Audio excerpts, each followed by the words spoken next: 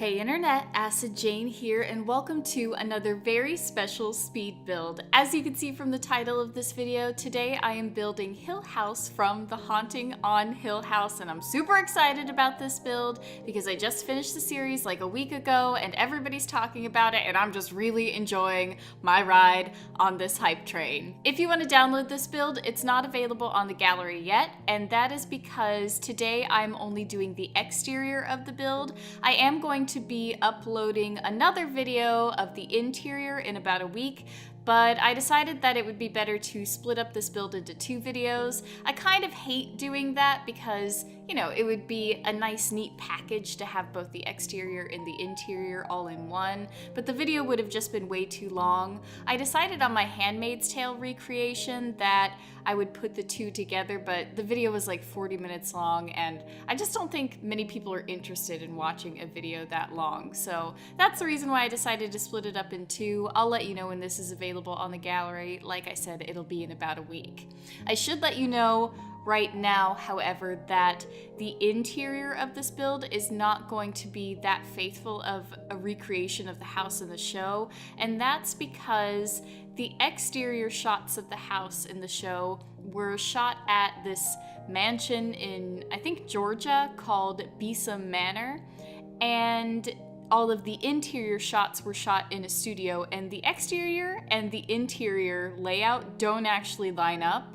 If you look at this part on the front of the build that sticks out, that's eventually going to be a big stone, almost castle-like tower, but that part is where the front door is supposed to be, and on the interior, that front door should be in about the middle of the house because there's a shot in episode 6, actually a couple of really long shots in episode 6 where they just track the characters' movements as they move throughout the house.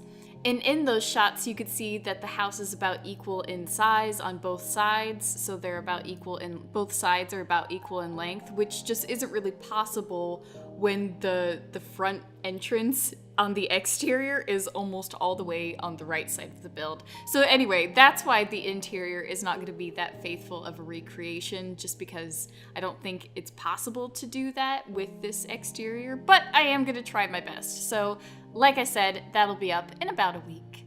So before I say anything else about this build, I want to go ahead and give a short, spoiler-free summary of The Haunting on Hill House.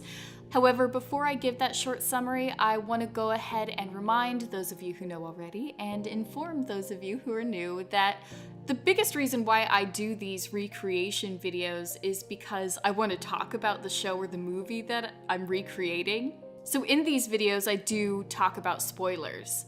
However, I always save the spoilers for the end of the video, so if you haven't seen the series, it's safe for you to watch the first half of the video, and if you have seen the series and you want to gush about it with me, you can stay tuned for the end. So that's what I'm going to be doing here today, and as always, I will be sure to warn you clearly in advance when the spoiler section part of the video is about to begin. Anyway, back to the spoiler-free summary of the show. So, The Haunting of Hill House is a Netflix series based on a novel that is also called The Haunting of Hill House, and that was written by Shirley Jackson. The same novel was also the basis for the movie called The Haunting, which stars Owen, oh wow, Wilson, and so probably isn't very scary. I don't know, I haven't seen it. Maybe it is. Maybe he could surprise me, although I will say that the Wikipedia entry on The Haunting talked a lot about his comic relief, so I'm not that hopeful. Anyway, the Netflix series is about a house called Hill House and about a family called the Cranes. So the Cranes are a family of 7, parents Hugh and Olivia, Stephen, who is the oldest child, followed by Shirley, Theodora, then twins Luke and Eleanor, or Nellie. The Cranes are house flippers, and they move into Hill House with the intention of selling it again after a few months. But things happen in the house while they're living there that cause what was a lovely and close-knit family to break apart both immediately and continually as they grow older. So the story of the series unfolds in 2 simultaneous timelines, one in which the Crane children are actually children, and one in which they are adults. The series It is technically, I think, a horror series, or it's a horror story. It is about a haunting, but I don't know, it's hard to call it a horror story because it's this slow burning family drama, and I think the thing that makes it scary is not so much what you see, but just like the anticipation of it all. While I was watching The Haunting on Hill House, it actually reminded me a lot of Bates Motel, not because of any similarities in the plot, but because both of the series are these slow burning family dramas. And by slow burning, I mean that you know something bad has happened and is continuing to happen, but you don't know what. And so the whole time, you're just completely filled with dread, and you slowly start to uncover what is rotting underneath. So yeah, that's it for my short summary of the series. I highly recommend this series if you haven't watched it. I didn't love everything about that. I'll talk about that more in the end of the video, but I do highly recommend it, and it's on Netflix if you've got Netflix. So now that I've given you a short summary of the show, I'm going to talk a little bit more about the build. So you can see that the exterior, the layout of the exterior is pretty much finished, and I am now placing windows and doors all around the place. So I used a lot of doors from Cats and Dogs and from Get Together, and those windows that you see are mostly from Peacemaker's Cats and Dogs add-on, which is a godsend because I really love the windows that came with Cats and Dogs. They're really beautiful, but Peacemaker just expanded them so that some of the windows can fit on either one tile or two tiles, and he also expanded them so that the same window is available in different heights, and he also just added on some really cool windows too, like that one 4-tile window that you see above the 3 arches in the front of the building, and he also added on a few windows that match those big, beautiful 3-tile doors that came with that pack. So yeah, those are the windows that I used. I thought about avoiding custom content in this build when I was first playing around with the layout, and it would work, but I just thought that this looked better. And you know, the point of this video is to try to recreate as accurately as possible the house in the show, so that's why I decided to go with custom content. But it's just that one package of custom content windows and doors, so you could download it pretty easily if you don't mind having custom content in your game. So you can see now that I'm starting to apply some textures to the walls. On a few parts of the build, on the towers namely, I used a stone texture from Get Together, and I initially was also going to use a similar stone texture on the roof.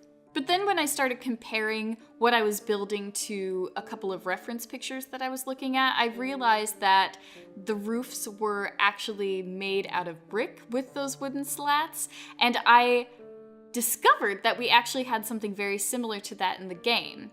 However, it didn't match this brick texture that I've got going on the rest of the building now, so I end up changing that later. So I end up using that brick slatted texture that I found on the roof, and I end up finding a matching or very close to matching brick color and texture that I think is from City Living on the rest of the exterior, minus the stone towers.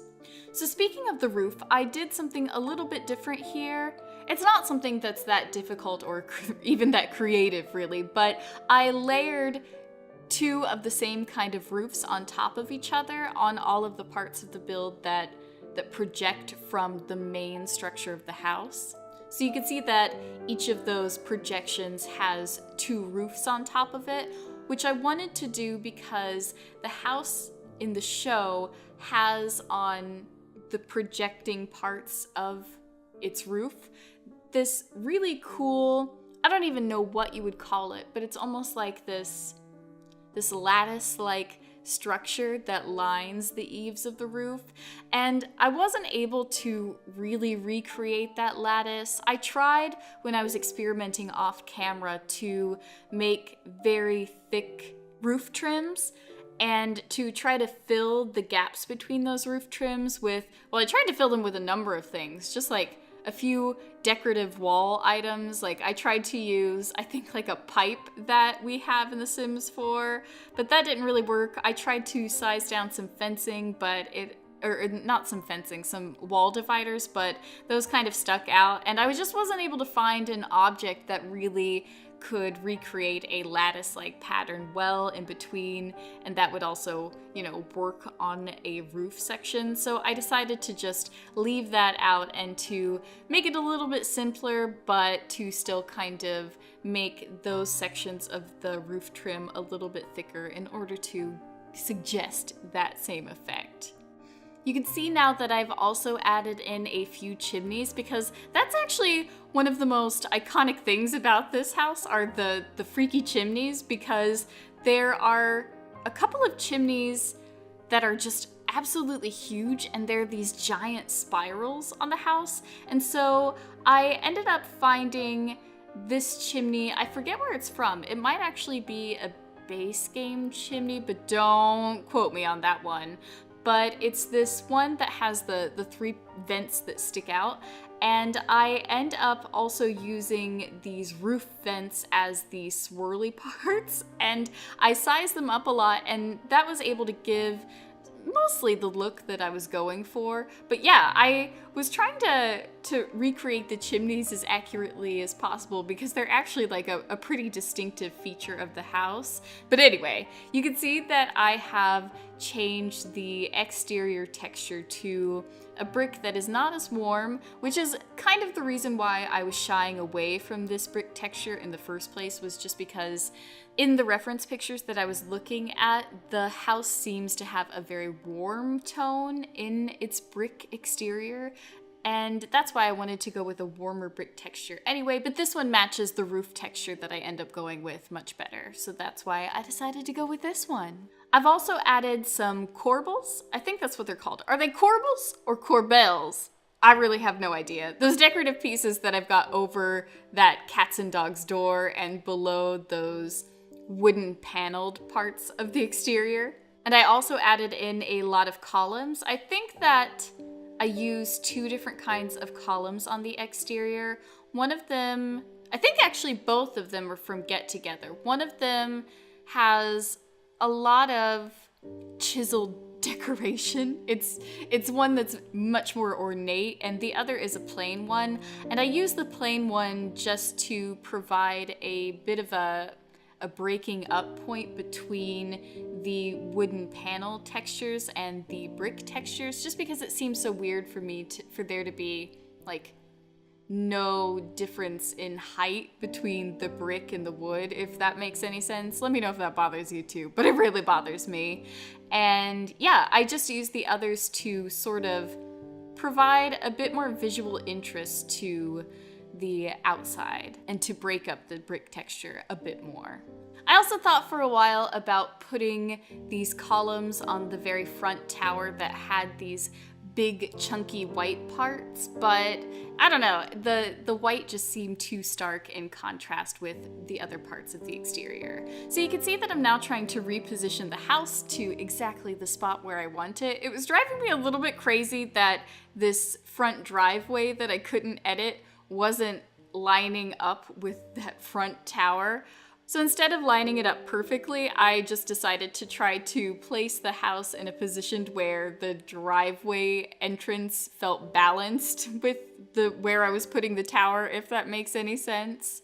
By the way, I built this house on the 64 by 64 lot in Brindleton Bay, and I chose to build this house there for a few different reasons. One, because I needed a 64 by 64 lot, because this house is basically a castle. It is absolutely huge, and the length, or the width, excuse me, of the house takes up almost the entire lot. I also wanted to build it on this particular lot in Brindleton Bay because that driveway out front actually looks pretty similar to the driveway that is in front of the house in the show and also in real life. And also because this lot in Brindleton Bay is on top of a hill, and it's actually a gated lot, and the gate looks pretty similar to the gate that is in front of the house in the show. So that's why I decided to build it on this 64 by 64 lot in particular. So anyway, you can see that I'm working on the landscaping now. So I have said in several videos now that I want to be more creative with landscaping and with terrain paint particularly, so I tried to do that in this build.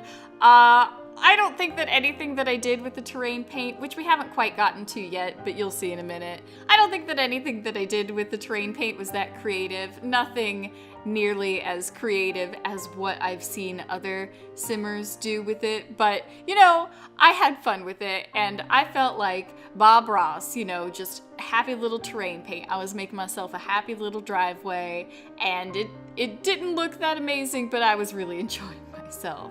So those fences that you see out front and that you saw that I had laid out in front of the house when I cut to this part of the build, those are actually debug fences that we got with cats and dogs.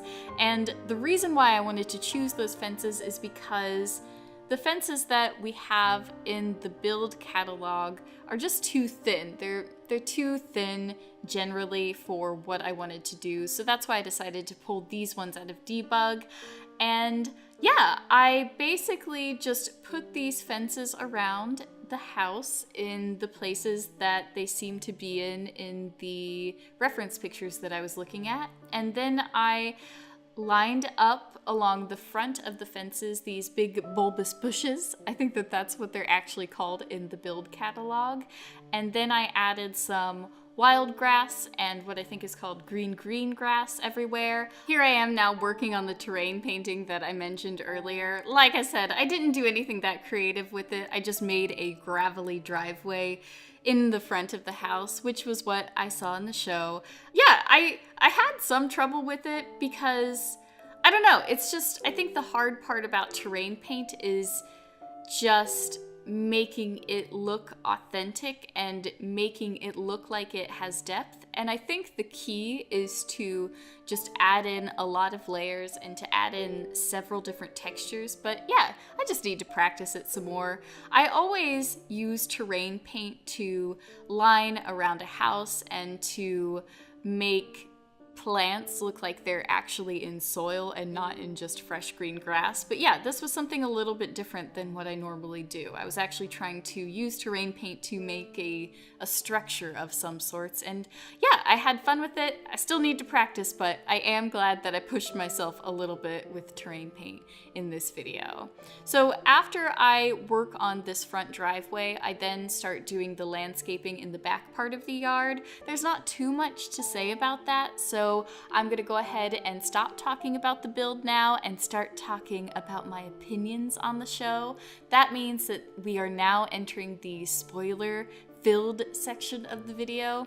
So if you haven't seen the show and you don't want to hear any spoilers about it, go ahead and turn back. Thank you so much for watching, but turn back in 5, 4, 3, 2, 1. Okay, so like I said, I really enjoyed The Haunting of Hill House. I loved it a lot. There were some things that I didn't like about it. I'll go ahead and talk about those things quickly just to get them out of the way.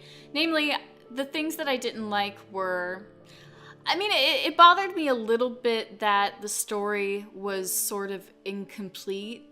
I mean, the story about this family, about the Crane family, felt complete to me, but it did bother me a little bit that we didn't totally get to understand why this house was the way it was, and that we didn't get to find out everything that there was to find out about the Hill family that lived there before the Cranes, and also about how the Dudleys came to be there. It just feels like there's a lot more to understand about the house than we were actually given in this series, and maybe that's because they're hoping to do a second season. I wouldn't be surprised about that, and I would definitely be interested in watching that, especially if it concerned the Hill family.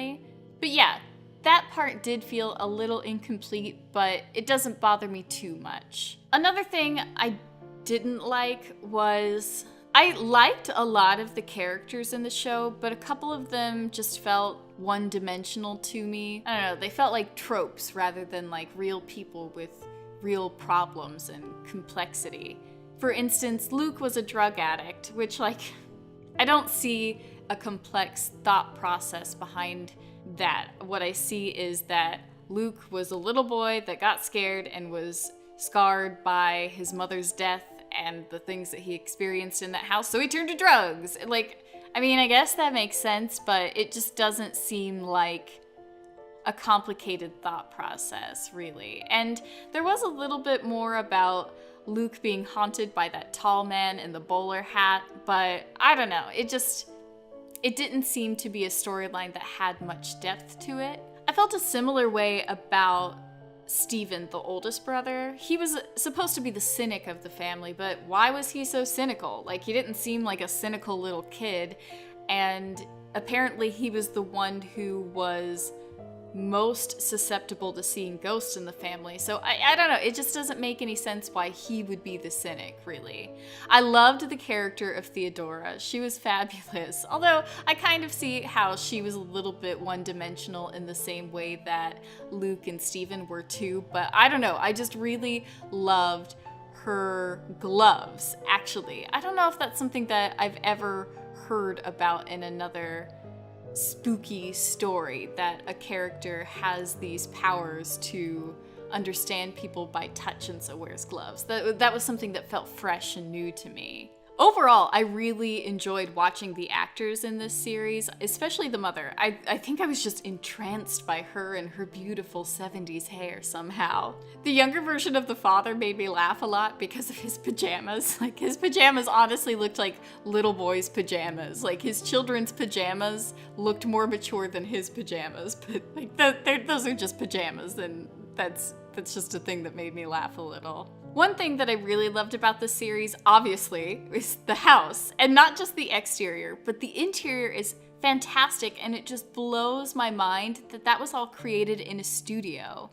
Like that giant spiral staircase that leads up to the Red Room, and all of those stained glass windows and those crazy panelings on the inside of the house that have those white arches. Like, it blows my mind that that was all set design, especially when I see, like I talked about earlier, what I think is episode 6, those long tracking shots. I can't believe that was all something that a set designer created. So the thing that I liked most about this series was the slow burning aspect of it. I think that might be my favorite kind of TV to watch, which sounds so strange to say that I love TV that unfolds in a very slow and tedious way, but it just really hooks me in, and it's something that I don't know why I like it so much. Some people hate that kind of TV, hate that kind of story. In fact, I have heard a few people say that they didn't enjoy The Haunting of Hill House, and that seems to be the main reason why, that it's too slow paced and that it doesn't move fast enough and that it's not actually scary. But I think that is really kind of the point of this series. It's not a horror series, like I said earlier. It's one that is supposed to fill you with dread, and that's what makes it scary. Not so much that it's gory, not that there are a lot of jump scares, although the jump scares that are in this series did actually scare the shit out of me most of the time. But that's not what this series is about. That's not why it's scary. It's that internal dread, that creeping dread that you feel the rot moving from the inside out. In addition to that slow, burning, dreadful unfolding, the thing that I liked most about this series was the concept of the house itself. So in the last episode, Nellie says that the house is like a human body and that the Red Room is like its stomach and it eats people. Like, that is just, I don't know, it's something that, gets me thinking, and I think that it's something that was beautifully written, and also I think it's a unique perspective of, the classic haunted house story. So usually when a house is haunted, right, it's haunted because somebody died there or for some other reason, but in this story, the house seems to be something in and of itself. It doesn't seem to be just possessed, it seems to be evil in its own right, and we don't know why, but it's a mystery that really captivates me. So we're coming up now on the screenshots, which means that we're coming to the end of the video and that I need to stop blabbering on about the show. Like I said earlier, there will be a part 2 to this build where I'll be doing the interior. There also might be a part 3 because I think that this house would be a perfect house for me to experiment with terrain tools. So I might do that. Anyway, I really hope that you enjoyed this video. I love doing these recreations. I don't know why. I guess it's because I love set design so much and I love talking about TV and film so much, and this is my time to do it. But yeah, I really hope that you enjoyed this build, and let me know in the comments below if you have any suggestions on shows I should watch or movies I should watch or houses that I should recreate. Let me know. Anyway, thank you so much for watching this video. I really hope that you enjoyed it, and I will talk to you in another video very soon. Goodbye!